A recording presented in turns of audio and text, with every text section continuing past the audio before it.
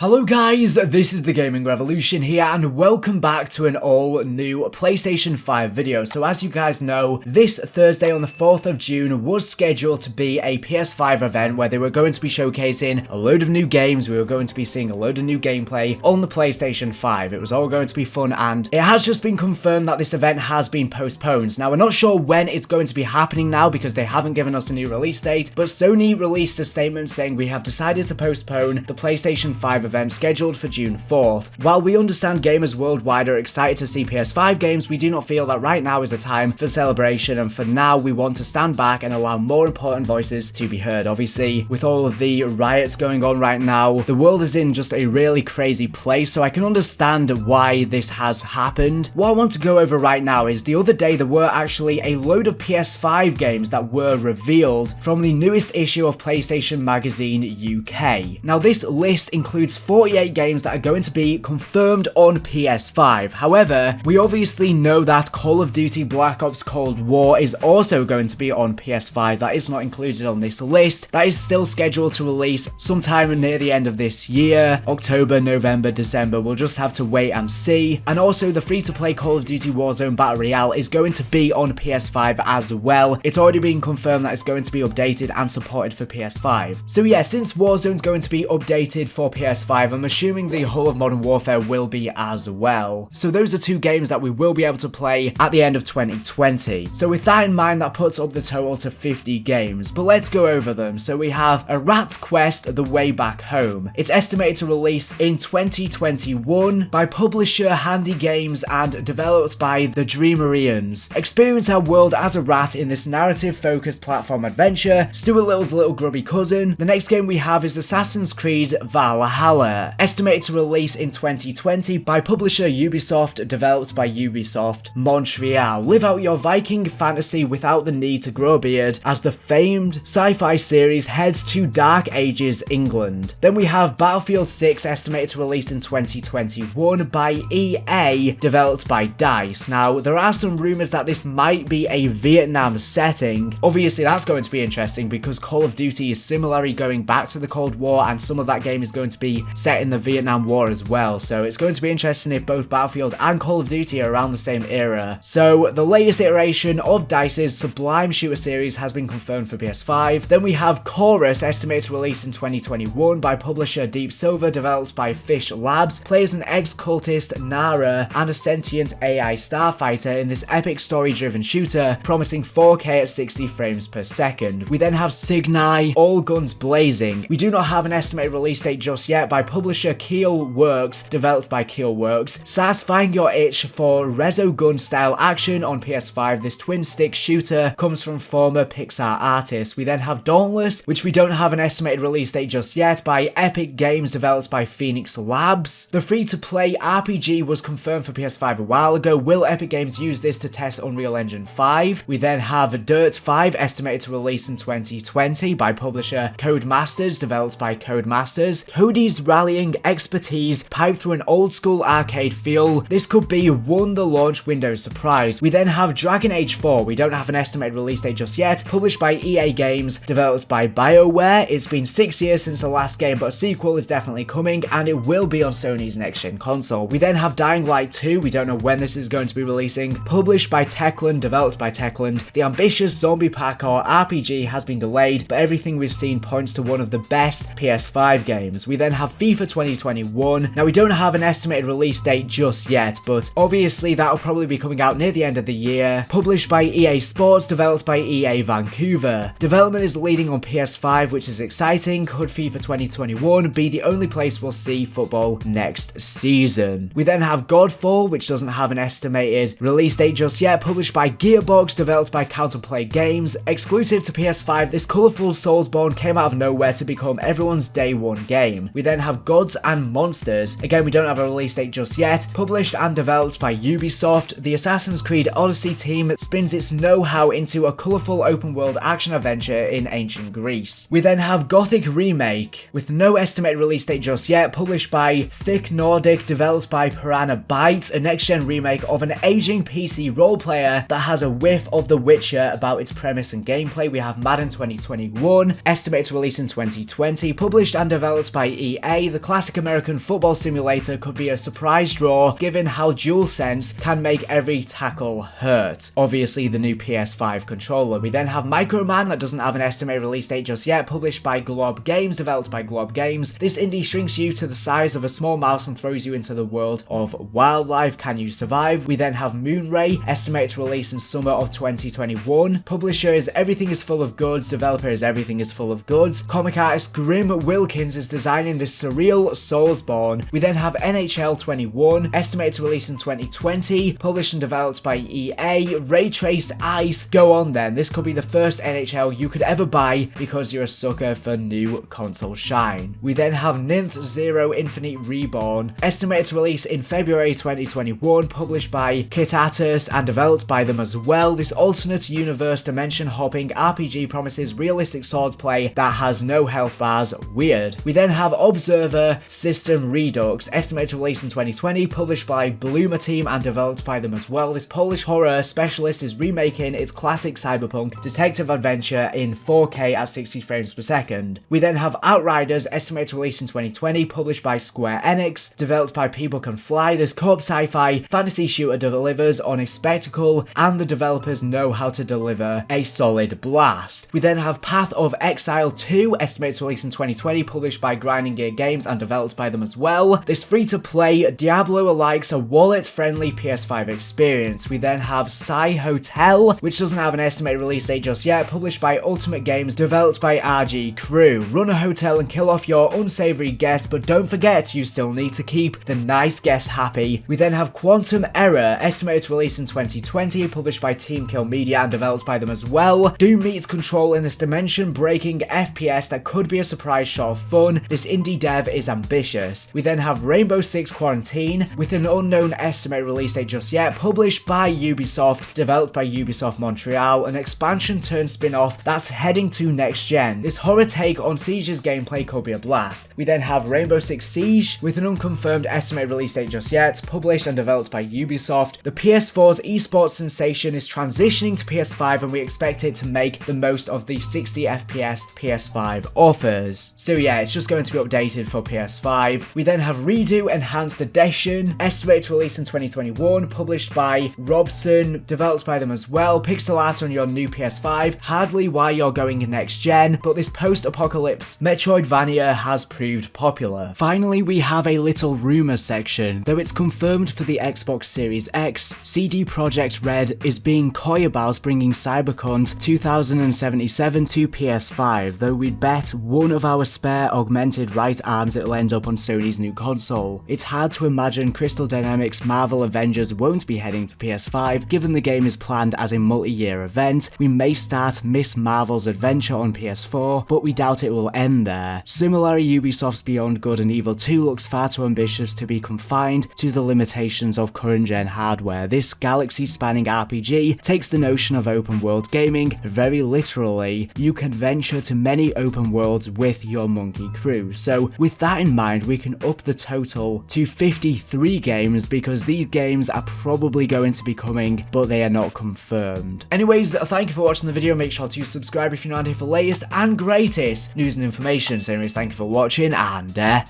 bye.